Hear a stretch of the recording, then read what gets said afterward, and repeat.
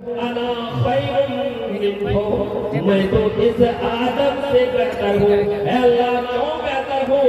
خلقتنی من نار وخلقتہ من طین۔ اے اللہ تو نے تو مجھے آگ سے جنم دیا ہے، اے اللہ تو نے تو مجھے آگ سے بنایا ہے، اے اللہ تو نے تو یہ آدم کو مٹی سے بنایا ہے، اور آگ کا کام یہی ہوتا ہے کہ آگ تو اوپر کی طرف جاتی ہے اور مٹی تو نیچے کی طرف جانے والی چیز ہے۔ اے اللہ یہ کیسے ہو سکتا ہے کہ میں آدم کو سجدہ کر ڈالوں، آدم کے سامنے اپنا سر اگاڑ دوں؟ میری عزت تو چلی جائے گی، میرا حال تو کہیں ٹھیک نہیں رہے گا، کیوں سجدہ کرو؟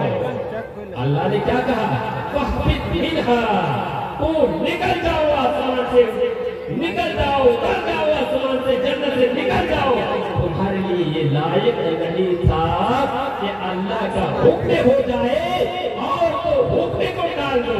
میرے بھائیوں اور کرنے کی یہاں بات ہے، یہاں سبق لینے کی بات ہے، یہاں ہمیں یہ سبق ملتا ہے کہ اگر دنیا کے اندر ہم غرور اور تکبر کریں گے تو ہمارے سارے اعمال برباد ہو جائیں گے، اور وہاں کو چھوڑیے ہم ایمان سے بھی محروم ہو جائیں گے۔ پتا چلا کہ ابلیس کو اللہ نے فرشتوں کے سامنے رہنے کی اجازت دی تھی کہ فرشتوں کے ساتھ ہو، عزت و مقام و مرتبہ ان کا بہت بلند تھا، عزت بہت تھی، مرتبہ بہت، لیکن اللہ رب العالمین کا ایک حکم نہیں مانا، نتیجہ کیا ہوا کہ ایمان سے بھی محروم ہو گیا۔ لیکن آج ہمارا یہ حال ہے، صبح سے لے کر شام تک اور شام سے لے کر رات تک جب تک ہم سوتے نہیں ہیں تکبر اور غرور اور گھمنڈیوں گھمنڈ میں مبتلا رہتے ہیں، اور دل کے اندر احساس نہیں ہوتا ہے کہ ہم کیا کر رہے ہیں۔ کیا اللہ رب العالمین کیا نماز کی نیکی کو برباد نہیں کر سکتا ہے؟ حج ہم کر رہے ہیں برباد نہیں کر سکتا ہے، صدقہ و خیرات کر رہے ہیں برباد نہیں کر سکتا ہے؟ یہ پروگرام سنتے ہیں اور پروگرام سننے کے بعد اللہ اس کے رسول کی باتیں سننے کے بعد اللہ جو ہمیں نیکی دیتا ہے وہ نیکی کیا برباد نہیں ہو جائے گی؟ وہ ثواب ختم نہیں ہو جائے گا؟ بالکل ختم ہونے والی چیز ہے۔ اللہ جو چاہتا ہے کرتا ہے۔ میرے بھائیوں دنیا کے اندر گھمنڈ اور غرور نہ کریں۔ بڑی بڑی طاقتیں دنیا کے اندر آئی تھی، حد ہو گئی تھی۔ کیا آپ نے آدم علیہ السلام قوم کے بارے میں نہیں سنا؟ حود علیہ السلام کو بھیجا گیا تھا، پتا ہے کہ وہ بھی بہت طاقتور تھی، آج کی قوم بہت طاقتور تھی، اور یہاں تک کہ قرآن کے اندر رمضان ایمان سے ان کو پکارا گیا ہے کہ ستون والے تھے۔ آج تو ہم پیلر اور چھوٹے پتھروں سے اور سیمنٹ سرجا سے ہم پیلر بنا دیتے ہیں، لیکن وہ آج قوم اتنی طاقتور اور اتنی مضبوط تھی کہ پہاڑ کو تراش کر وہ گھر اور ستون بنایا کرتے تھے۔ اللہ نے کیا کیا؟ آپ کی قوم کو تہس کر دیا۔ کیوں؟ آج تو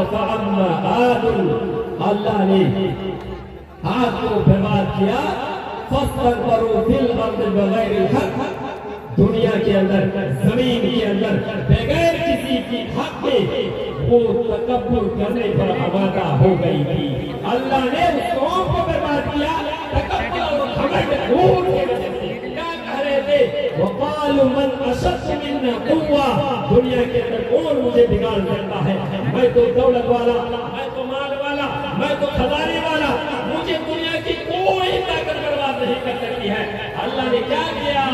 فَأَمَّا عَادٌ فَأَهْلَكْنَا بِرِيحٍ صَرْصَرٍ عَاتِيَةٍ سَخَّرَهَا عَلَيْهِمْ سَبْعَ لَيَالٍ وَثَمَانِيَةَ أَيَّامٍ، اللہ نے ان کے اوپر یہ ہواؤں کا عذاب مسلط کر دیا۔ ہوائیں چلی، تیز اور ٹھنڈی ہوا چلی ان قوم کے اوپر۔ کتنے دن تک؟ 7 دن، 7 لیال، 7 رات اور 8 دن تک مسلسل ہوا چلتی رہی۔ آدم کی قوم تحس آئے، آج وہ تحس ہو گئی، برباد ہو گئی، کہیں کی کہیں رہ گئی۔ وہ تراشنا بیکار، یہ بلڈنگیں بنانا بیکار، اور بڑی بڑی عمارتیں بنانا کرتے تھے، وہ عمارتیں رہ گئی، کوئی فائدہ وہ عمارت نہ دے پائی، وہ طاقت چلی گئی، طاقت کچھ بھی کام نہیں آئی۔ میرے بھائیوں، دنیا کے اندر گھمنڈ نہ کریں، دنیا کے اندر غرور نہ کریں۔ یہاں قرآن و حدیث کی باتیں ہو رہی ہے، اللہ اور اس کے رسول کی باتیں ہو رہی ہے، اور گھمنڈ اور غرور میں ابھی بھی ہم مبتلا ہے۔ میں تو اس کا ہوں، میں تو اس کا ہوں، میں تو وہ ہوں، میں تو یہ ہوں۔ نتیجہ کیا ہوتا ہے؟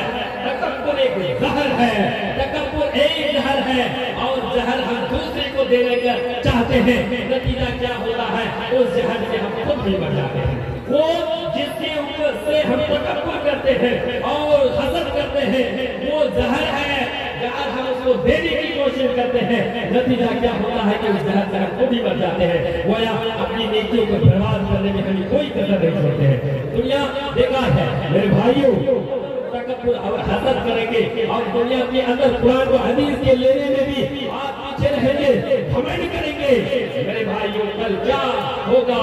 میدان محشر ہوگا، سارے لوگ جمع ہوں گے، اللہ رب العالمین سارے لوگوں کو جمع کرے گا، لیکن جو دنیا کے اندر تکبر کرتا ہے، دنیا کے اندر گھمنڈ کرتا ہے، دنیا کے اندر حسد کرتا ہے، اللہ کے نبی کیا فرما رہے ہیں؟ یحشر الناس یوم القیامت، اللہ رب العالمین یحشر المتکبرون یوم القیامت امثال الذر فی سوار الرجال۔ قیامت کے دن اللہ رب العالمین تکبر کرنے والوں کو، اللہ رب العالمین گھمنڈ کرنے والوں کو چیٹیوں کے مانند انسان کی شکل میں جمع کرے گا۔ تکبر کرتا ہے، میدان محشر شکل میدان ہوگا اور سارے لوگ جمع ہوں گے، لیکن جو دنیا کے اندر گھمنڈ کرتے ہیں، تکبر کرتے ہیں، اللہ رب العالمین اس بندے کو بھی حاضر کرے گا جو دنیا کے اندر تکبر کرتا ہے۔ اس شکل میں انسان کی شکل ہوگی، آنکھیں ہوگی، ناک ہوگی، اور اسی طرح زبان میں ساری چیزیں ہوگی، لیکن قدو کاٹی میں وہ چیوٹیوں کے مانندے ہوں گے۔ دنیا کے اندر آپ نے چیوٹیوں کو دیکھا ہوگا، کچھ بڑی چیوٹیاں ہوتی ہیں جو آپ کی نظروں کے سامنے وہ چیوٹیاں دکھائی دیتی ہے، لیکن قرآن نے جس چیوٹیوں کو ہم اپنی نظروں سے دیکھتے ہیں، نمک کا لفظ استعمال کیا ہے اور یہاں زر کا لفظ استعمال کر رہا ہے، اور زر ایسی چیوٹیوں کو کہتے ہیں، ایسی چیوٹیوں کو کہتے ہیں جو ہمارے قدموں کے نیچے ہوتی ہیں، ہماری نظریں دیکھ نہیں کر پاتی ہے۔ جب تک ہم غور سے نہیں دیکھیں گے اس چیوٹیوں کو نہیں دیکھ پائیں گے۔ بس اوقات اپنے قدموں سے ان چیوٹیوں کو روڈ میں ڈالتے ہیں، چھوٹی چھوٹی چیوٹی جو دنیا کے اندر غرور اور تکبر میں مبتلا ہے، اللہ رب العالمین چیوٹیوں کے مانند انسان کی شکل میں جمع کرے گا، شکل کر جمع کرے گا، اور ان کی طرف کیا ہر طرف سے ان کے اوپر ذلت چھا رہی ہوگی۔ کیا کر رہے تھے دنیا کے اندر؟ تم تو بڑے تھے، تم مال والے تھے، تم دولت تھے، میں دیکھ رہا ہوں آج تم بہت چھوٹے ہو، کیا وجہ ہے؟ بھائی بھی پوچھے گا، گاؤں کے پڑوسی بھی پوچھیں گے، گاؤں کے لوگ بھی پوچھنے لگیں گے کہ دنیا کے اندر تو طاقت والا، مال والا دنیا کو اپنی طاقت سے ہلا دیتے تھے، لیکن میدان محشر کے اندر کیا میں دیکھ رہا ہوں کہ ایک چھوٹی چیوٹیوں کے مانند انسان کی شکل میں تم کیوں ہو؟ اس وقت کیا کہے گا؟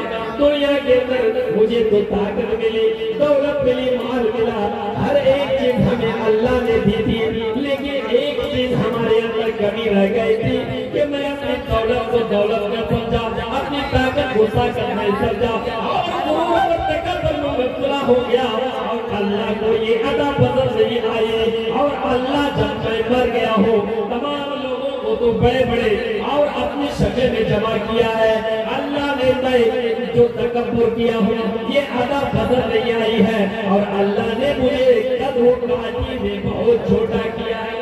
میدان محشر میں رونے لگے میرے بھائیوں، دنیا کے اندر تکبر نہ کریں، گھمنڈ نہ کریں۔ آپ لوگ کے سامنے قرآن و حدیث کی باتیں ہو رہی ہیں، آپ نہ یہ دیکھیں کہ میں فلاں ہوں، میں تو فلاں سے ہوں، میں تو فلاں سے بڑا ہوا ہوں، یہ دیکھنا ہے کہ بات کس کی ہو رہی ہے۔ اللہ کی بات ہو رہی ہے تو ہم دینے کے لیے تیار ہیں، فلاں کو نہیں مانیں گے، فلاں کو نہیں